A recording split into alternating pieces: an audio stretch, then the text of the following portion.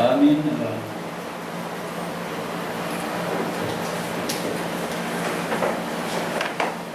We can sit down now.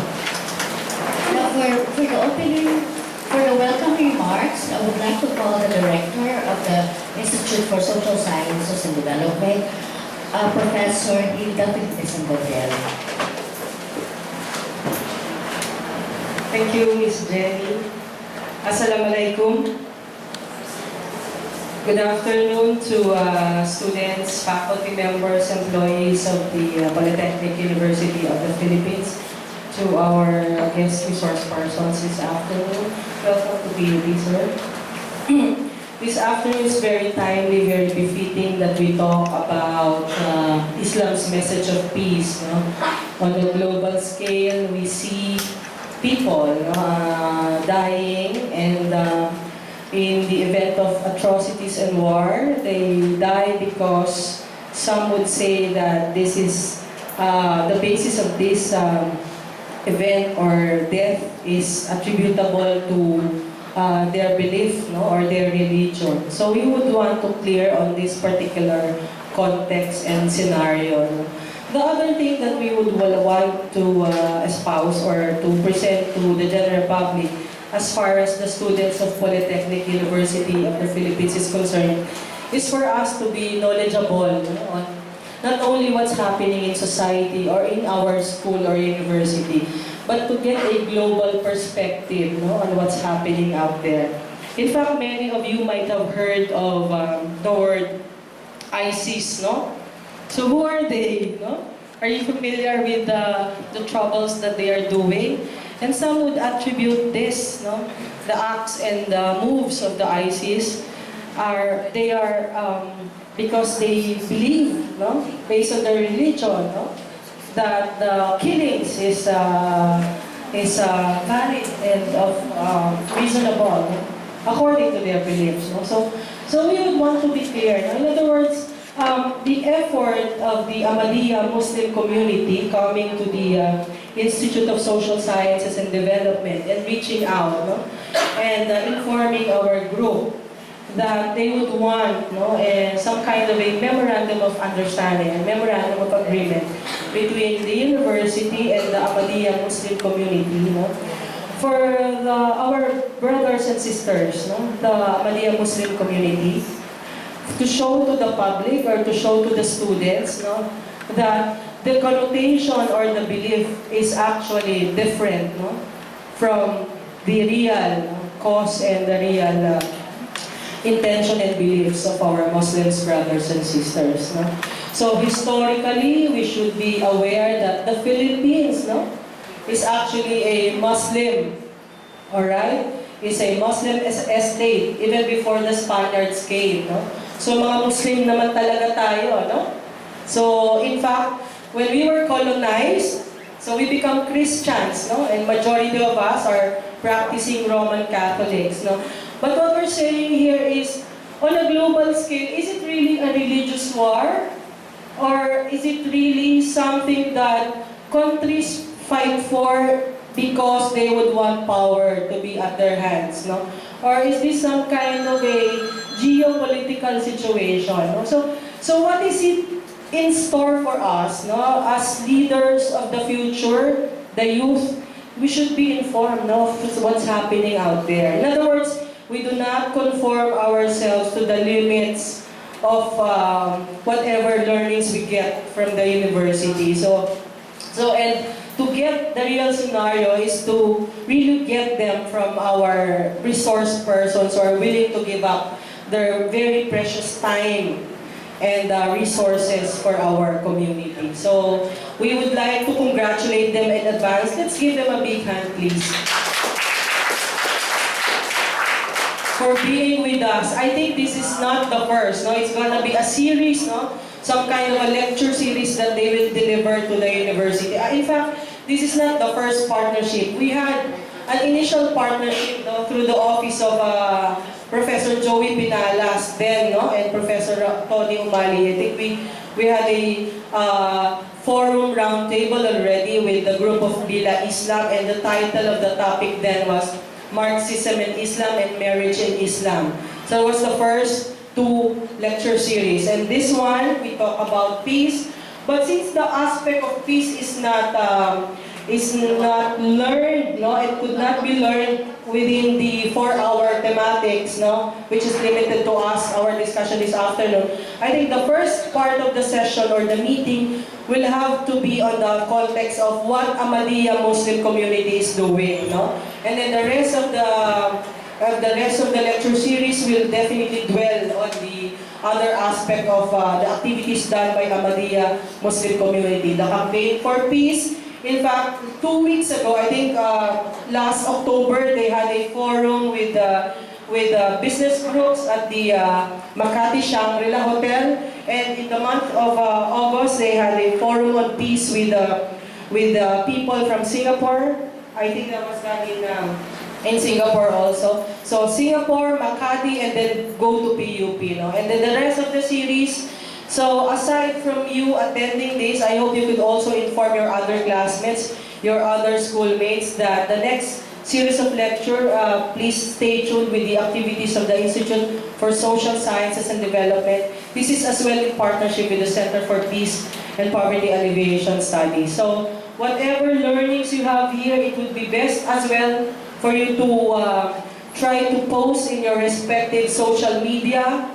No, you have your status you have your status updates, no, and you can say there whatever learnings you will get from this afternoon session.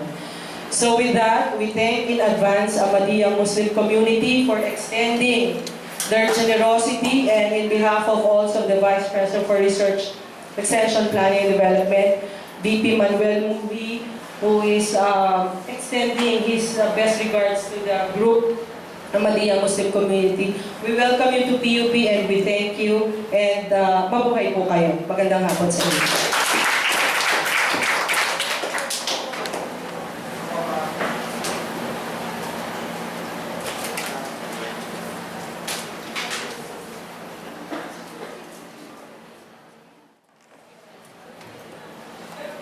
Assalamualaikum warahmatullahi wabarakatuh. Assalamualaikum means peace be all of you. So this is our normal prayer when we meet somebody, when we go out of home or coming home. So we greet other people, Muslim and Muslim with salam. We said we pray for them so that Allah subhanahu wa ta'ala, our God, will bless all of us. Today, alhamdulillah, we are very grateful to Special Imam Hilda for giving us opportunity to present our understanding of Islam. And today we bring with us Dr. Abdul Alim. Dr. Abdul Alim is members of the Ahmadiyya Muslim Community here in the Philippines. But he is originally Pakistan. He is working in United Nations, and he has been also in many places in the world, visit many places like Turkmenistan and other places also. Here in the Philippines, so they're traveling much from Zamboanga to Davao City to Cotabato and places. So we hope today we will hear from him our vision about Islam, a peaceful religion. Hopefully, if something left, Mr. Abdul will make the introduction for himself.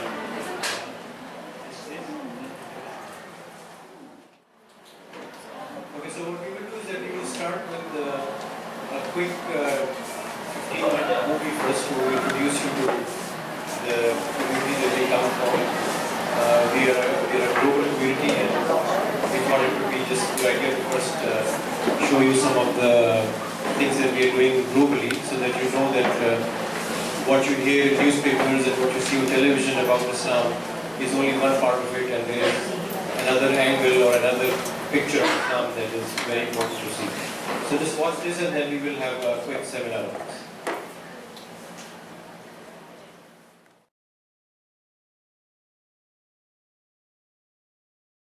We shall win the hearts of every person with love, and that is our main objective. Islam, a fresh perspective. Promoting the unity of God, the belief in all prophets, and the service of mankind. A religion that promotes loyalty, enjoins freedom, equality, respect, and peace. Islam, a fresh perspective. Love for all, hatred for none. The Ahmadiyya Muslim Community is a religious organization, international in its scope, with branches in over 189 countries. This is the most dynamic denomination of Islam in modern history, with worldwide membership exceeding tens of millions. A movement that preaches peace, universal brotherhood, and submission to the will of God. Ahmadi Muslims have earned the distinction and reputation of being a law-abiding and peaceful community. Within a century, the movement has reached all the corners of the earth and has been recognized and praised by the global community.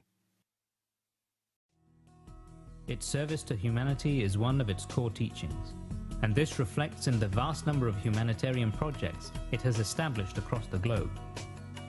From building schools and hospitals across Africa to providing disaster relief, the Ahmadiyya community has proved to be a major contributor to the humanitarian needs of governments all over the world. The International Association of Ahmadiyya Architects and Engineers, an international body of Ahmadiyya professionals who, as a charity, give up their personal time and wealth and are responsible for building model villages as well as rehabilitating water pumps in some of the most remote regions and working with other charities to build schools, training centers, installing solar-powered street lighting and building mosques and Jamaat buildings around the world. Going on now in eastern Burkina Faso and in Niger, where again humanity first, and you do not see this on the CNN, on the BBC, but it is humanity first who are there doing the feeding, doing the help for the people who are starving in those countries, and they have been there for weeks. It has been 125 years. 125 years of witnessing divine miracles and help of God through the prophethood of the promised Messiah ﷺ. And then a continuation of that blessing over 100 years through Khilafat. When attempts are made to tarnish the honor of Islam, the Islamic world unfortunately vents their anger through violent protests. Yet Hazrat Khalifatul Masih responds with rational discourse.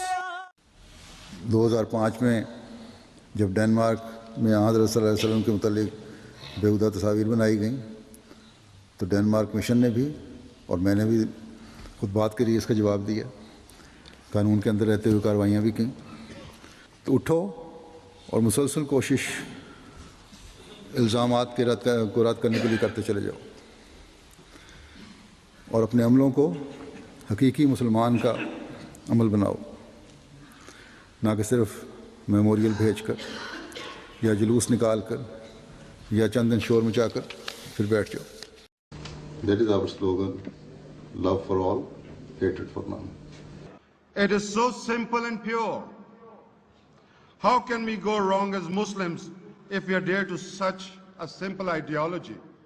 As a Sikh of Guru Nanak, I find this Ahmadiyya motto so close to my heart. Love for all, hatred for none. Love for all, hatred for none. Those words from your third Khalifa are more important, more crucial, more essential today than they have ever been. And of course the Ahmadi have always practiced this peace-loving philosophy. An injunction to love all and to hate none is the avowed guiding principle of the Ahmadi life. Love for all, hatred for none is the message that we see in this mosque and from the Ahmadiyya Association. Your people have been the leaders in taking the peace movements that one step further. His Holiness Hazrat Mirza Masroor Ahmad the present head of the community, continues in his effort to unite people from all faiths and cultures by promoting interfaith dialogue and religious freedom. He has travelled extensively to spread the message of peace and to remind everyone to respect the rights of other human beings. During these tours, His Holiness has met world leaders from the Far East to Europe, from North America to Africa, discussing the economic, social and political problems facing the world today and how to create peace and justice in the world. He has also met religious and community leaders in order to share common values and core ideals universal to all religions and cultures, with a view to improving the moral state of mankind and creating an atmosphere of love and affection. The anticipated event to be attended by Hazrat Khalifatul Masih was the historic Conference of World Religions, organised by the UK Ahmadiyya Muslim Community at Guildhall in London. The event was themed around the existence of God in the 21st century, and it was attended by representatives of major world religions, as well as 500 other guests consisting of politicians, academics and NGOs. Hazur met some of the guests personally in brief meetings, many of whom addressed the congregation on their religious teachings, world peace and the existence of God. I hope and pray that we, who are the representatives of different faiths and religions, and who have gathered here today to particularly demonstrate these loving teachings, all strive towards worshipping the one God by treating His creation with justice and by fulfilling their due rights. Certainly, these are the original teachings of all religions. I thought it was fantastic. The idea that so many different religions can come together under one roof to discuss how we can enhance the faith and how we can get people to live together as one, get rid of all the problems in the world. I'd like to start by saying just how important the work of the Ahmadiyya community is. It deepens others' understanding of your own faith, and it gives a voice to those who are marginalised in their own societies. The Ahmadiyya community, mission in Sierra Leone, really they've made a pivotal contribution to the education in our country. You just have to look around wherever you are. And I have to say, Your Holiness, that I was touched by the way in which your predecessor as spiritual leader instructed your community, the Ahmadiyya community, to befriend and look after those suffering as a result of the Bosnian conflict, and I was very impressed by that.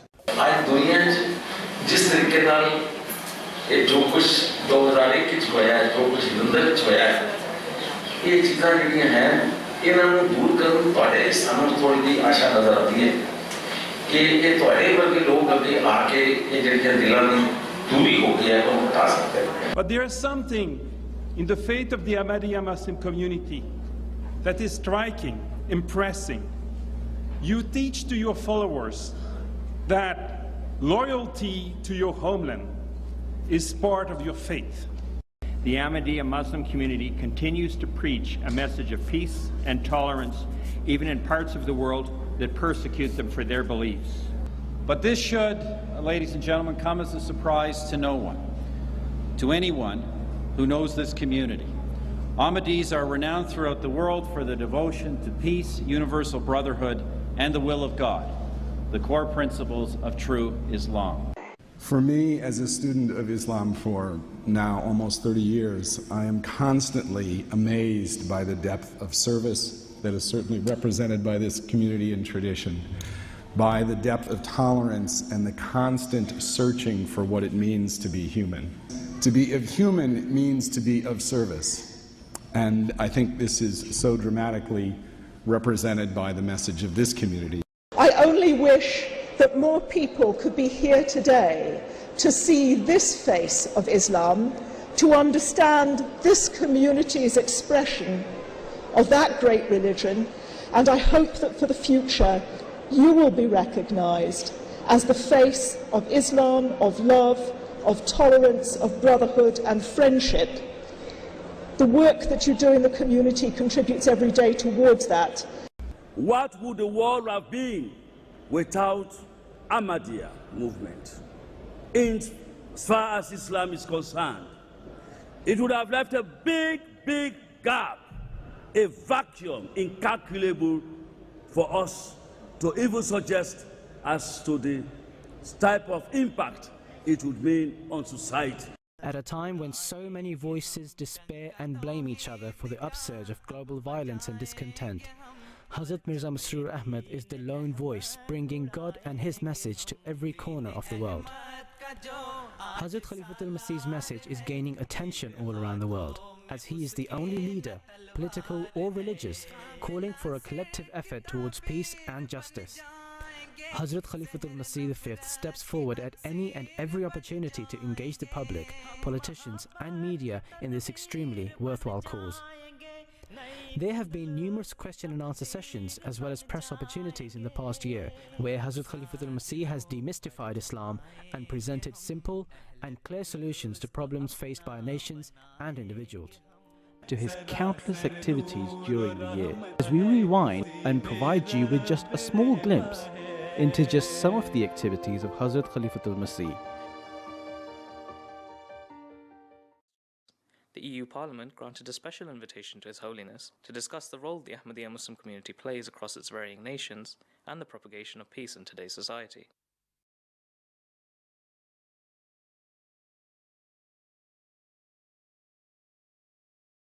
The Pan-African Ahmadiyya Association event celebrating 50 years of independence of many African countries.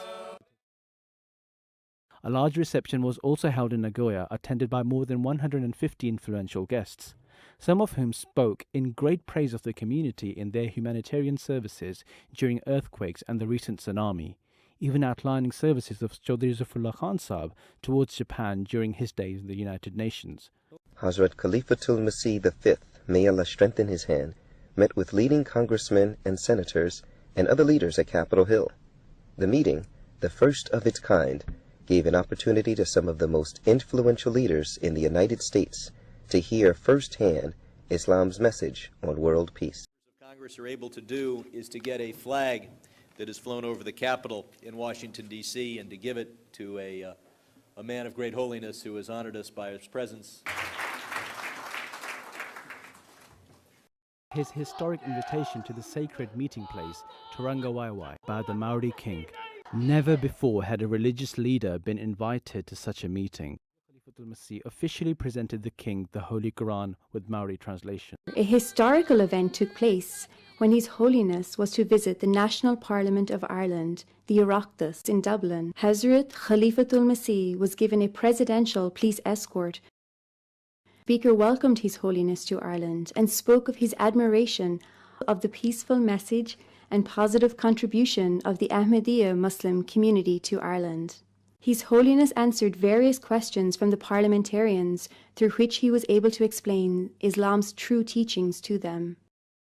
At the Parliament buildings in the capital, Wellington, Hazur delivered his keynote address, adding to his continued efforts of reaching out to world leaders, as he has done at the British Houses of Parliament, the US Capitol Hill, and the European Parliament.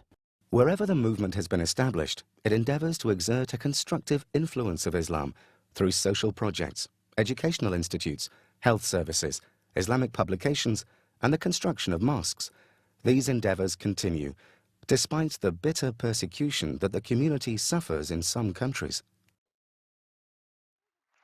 More broadly, I've made the case that no society can truly succeed unless it guarantees the rights of all of its peoples, including religious minorities, whether they're Ahmadiyya Muslims in Pakistan, or Baha'i in Iran, or Coptic Christians in Egypt. Going forward, we will keep standing for religious freedom around the world. We continue to stand for the rights of all people to practice their faiths in peace and in freedom. The absence of peace in the world was brutally brought again to the world's attention in the horrific attacks in Lahore of last May. Referring to these tragic events, Hazrat Khalifatul Masih V consoled the youngsters of the community, reminding them that hardships and sacrifices were incumbent on God's true followers. In May last year, 86 Ahmadi Muslims were martyred whilst offering their Friday prayers. We bore this tragedy with patience.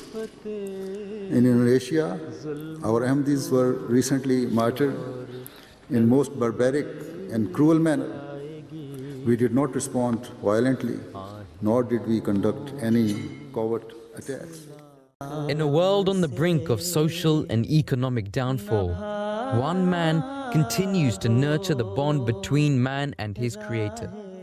Ashhadu Allah ilaha illallahu wahdahu. This is the religious revolution which is now upon us. Not a revolution of the sword, but of the heart.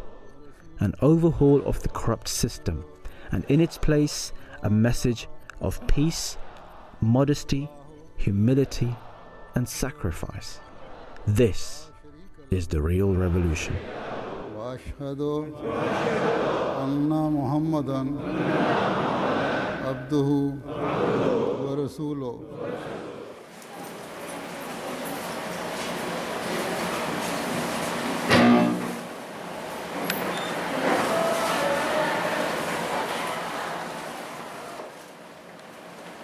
Okay, so basically what you've just heard also in the movie is that the world is going through a big crisis right now. And what we all know is that every day you get up in the morning, you hear the news. Even in the Philippines, last week was the anniversary of Haiyan. And you all know that about 6,000 people died because of Haiyan last year. And every year Philippines is visited by many natural disasters like earthquakes. You know, many of you know now that in Bicol there's a volcano. Does anybody know the name of the volcano? Mayon. So I think you all are keeping you on your news, and the fact is that it can burst anytime, and you know that people will be in danger. But that's not just happening in the Philippines; it's happening around the world, and a lot of people are being affected. There is a lot of fear that a big war is going to break out. There are many countries which are fighting with each other, and so what we are looking at is there is a lot of human suffering around the world. And as your administrator here said this afternoon when she was introducing the talk, is that a lot of that is blamed towards Islam, where people say, well, it is the Muslims who are causing all of these problems. They are terrorists, and they are really the ones who are behind all this suffering and difficulty that is happening in the world. And what we are trying to do today here is to try and explain to you that that is not correct. And that yes, there is a part of people who call themselves Muslims, but that they are not the true face of Islam, and that they are using their own reasons of greed and political power to use Islam for their own purpose. And so this is a seminar to clarify some of those issues to you. And I hope that we will be able to explain that to you in some big principles. So essentially what this slide tells you is that there is a lot of problem, and there is a Quranic verse that talks about the fact that there will be a time in human history when the world, both the land and the oceans, will be filled with disorder. So this is the time that we are living in nowadays.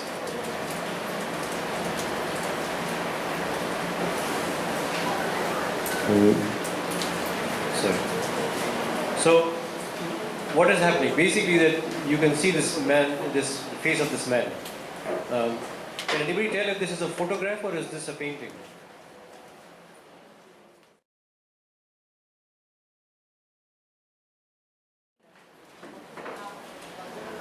Is it a painting or is it a photograph? Photograph? Okay, so those who say photograph, please raise their hands. No, not many people. Okay. Yeah, this is a painting actually. It's an excellent painting. But the painting is there to tell you that this man is really worried. And what he's asking is this the end? Is this the end of the world? Because there are speculations now in the world media that a third world war may break out. And if it does break out, you may have Philippines on the side of the US, and the China will be against the US, and so there will be a lot of people affected, not in other parts of the world where the world war will break out, but also here in the Philippines you will be affected. So what everybody is worried about is this really what's going to happen, and the crisis is upon us. and is this the end? And yet all of us, what do we all want? Yes, we all want love and peace. Our innocent people who would want all of us to live in peace and be able to love each other. And one of the things that I wanted to recall here, which the Holy Prophet of Islam said, is that God is absolutely beautiful and He loves beauty. And love and the organizations you see in the world and the universe is the beauty that God has created, and it is all peaceful. Disorder is not what God likes. So beauty and order and organization goes together, and that's the purpose of creation, and that is what Islam promotes. But the question is, what is so different about Islam that we are presenting to you as opposed to what you hear in the newspapers and on your television every day, where it says things are not good with Muslims. And some of you actually who may, is there somebody from Mindanao here? Someone from Mindanao? No? Are you shy? Or? No, it's okay. It's nice to be from Mindanao. But, no, she's from Mindanao, yes, that's right. But only for students, yes. But the fact is that you all know that every day when you read the newspapers, there are all these news about the problems in Mindanao. Now, of late, there are good news that peace process is going on, and hopefully it will continue and there will be no more militant activity in the south. But actually the fact is that Philippines is affected, and many people who live in Manila who are not Muslims think that all the problem is caused by those people living in the south who call themselves Muslims. And that is the image of Islam or understanding of Islam that you get from your common understanding, from your television and from your newspapers. But the fact is that Islam claims to be one of the religions that is about peace, and the very name of Islam actually means peace and submission to the will of God. So the word Islam actually stands for peace and submission to God, and both of these denote that we would like to create and live in peace. And there's a verse of the Quran that I mentioned here, which says that your nature is made by Allah, and the nature in which He's created mankind, and that Islam therefore is the right religion, which is man's nature, and the man's nature is peaceful. One of the central message of Islam is the beauty of oneness, and this is what we want to emphasize as Muslims, because we believe that all of us are ourselves witness to our own oneness. You know, there's nobody like you in the world. Many people say that actually twins are alike very much, or there are fraternal twins or identical twins who may be very much alike, but even they are different in many of their behaviors. So no two humans are alike. And so each human being that you have in this room and around the world, the 6 billion people that we talk about, every single human being is different. And that one single being is unique in its own sense. And that is the beauty of oneness or uniqueness. And so God, as God has created humankind in its own image, God is also one and unique, and He has created human beings in that image. So if you are not two, how can God be two? God is only one, and Islam believes in this beauty of oneness. And Holy Quran categorically says that God does not have a son, does not have a mother, does not have a father. He is alone and unique and all powerful, and He is the highlight is that Islam stands for universal peace and equality of men and women. One of the most interesting verses in the Quran speaks about believing men and believing women, and the fact that they are spiritually equal. So for all the girls here, you should be happy to know that one of the central pillars of Islam completely equalizes men and women in their spiritual attainment. The Quran and Islam promise that everybody will have salvation, that all followers of religions, different religions, will have salvation, because God is a compassionate creator and He does not want to punish people and human beings. Islam gives a message of universal, is a universal message for all humanity. Then many of you may have heard of the word jihad, which is a very, very abused word used by many Muslims to say, to kill other people in the name of Islam. And that is not the true meaning of this word actually.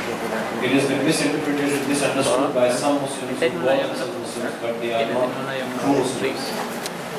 So again, it's open to everyone. Everyone who wishes to do self-reformation is promised that they will find God. Another very important principle of Islam is the separation between state and religion. And the Quran says that there is no compulsion in religion. Surely right has become different from wrong. And that means that anything that forces something on you is not acceptable to Islam. So if your state says something that forces on you, it is wrong, it should not do that. Islam believes in freedom of conscience and freedom of speech and freedom of belief. So the Quran clearly says that nobody should be forced into any belief system. Even children are allowed to think freely and choose the religion of their own, through their own research and understanding. This is the head of our movement, and he says exactly the same thing, that it is never permissible in any circumstances to force another person to accept Islam or indeed any religion. All people are free to believe or not to believe. And so when the Holy Prophet was permitted only to convey the message of Islam and nothing further, how can then the so-called Muslim leaders of today go beyond this and think they have more power, authority or rights than the Prophet of Islam himself? So no force is allowed in Islam to convert anyone. Then Islam stands for freedom of conscience. And the Quran says that admonish therefore, for thou art but an admonisher, and thou has no authority to compel them. So to the Holy Prophet of Islam, God is saying that you have no authority to compel people, and that everybody should be left to the freedom of their conscience to pursue whatever path they want to pursue. And so there is no power of any priest or any mullah or any Islamic scholar to force anyone to believe in Islam or to believe in any religion. Their conscience is free to choose what they choose is the best for them. And then again it says, but if they turn away, we have not sent thee as a guardian over them. Your duty is only to convey the message. Leave it to God to make the message effective. And this is the Holy Prophet of Islam being addressed by God, that he is not a guardian over people. He should leave people alone to make their own decisions so that they have freedom of conscience and decide on their own. Then freedom of speech is something that is really cherished by Islam. And some of you may have heard that Islam has big punishment for blasphemy, and that is not correct. The Quran does not prescribe any punishment for any words that anyone says in disrespect to Islam. And the Quran quite clearly says that when thou seest those who engage in vain discourse concerning our signs, then turn thou away from them until they engage in a discourse other than that. And if Satan causes thee to forget, then sit not after recollection with the unjust people. So here there is nothing like mentioned that you can go and punish these people or force these people to say something differently. All the Quran says is that if something like that is happening and you hear unpleasant things, you should just get up and walk away from that company, which is a non-violent way of showing your protest. But you are not allowed to use any force to stop anybody from their speech or from whatever they are saying in terms of what they believe. Then the freedom of choice. Islam believes in the marketplace of ideas. When you go to the shopping malls, most of you would like to buy the best thing that is available in the shopping mall that you're looking for. So if you want to buy a television or if you want to buy a video game, you do some research and try and get the best that you want. Islam completely agrees with that freedom of choice. Islam says that like the material things that you do in terms of doing research and trying to choose the best for yourself, similarly for religion and your soul, you should also choose the best. And so there is a marketplace of religions in the world. You have all kinds of religions available for you. You have Judaism, Christianity, Hinduism, Buddhism, and many others. And so it's a marketplace of religions. And like in your daily life, you exercise the choice and freedom to choose what you like the most.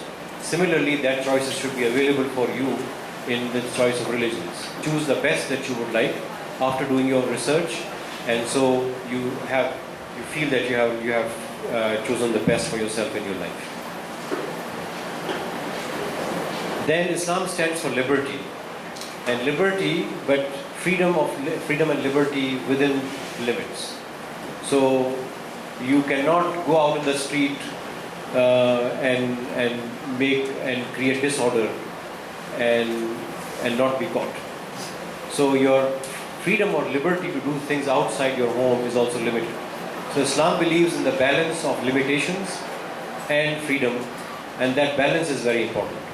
So neither freedom for personal choice is unlimited, neither you should be completely stopped. There needs to be a balance between these two things, and Islam regulates this freedom to do what you want to do, but within constraints.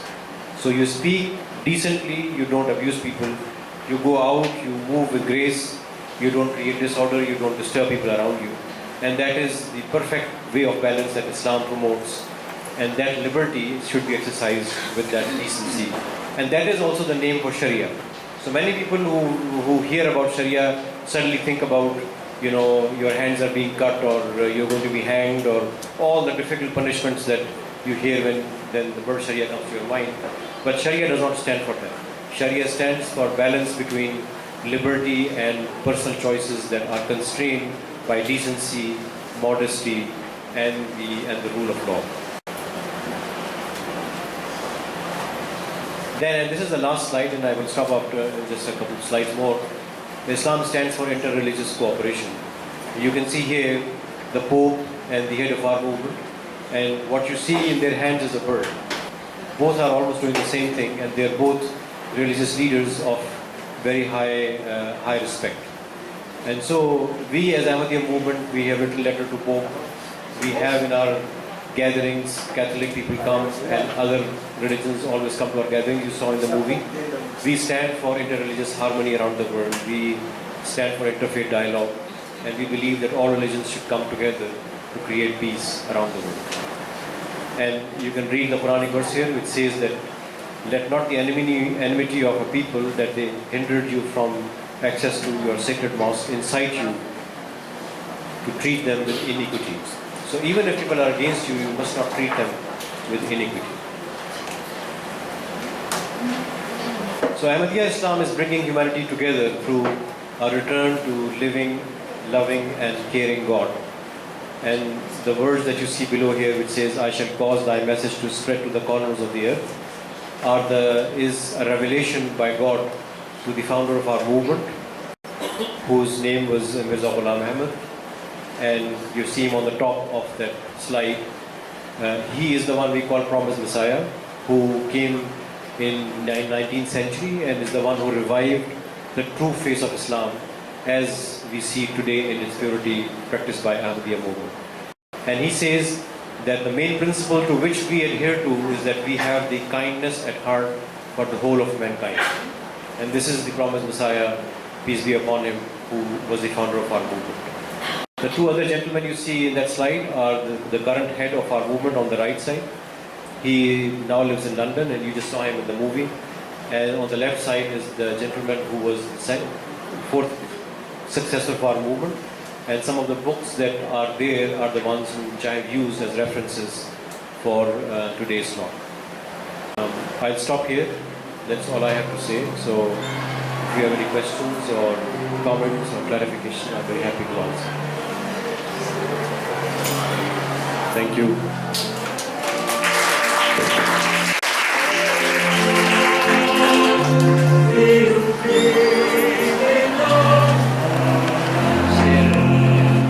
Any question or remark or comment?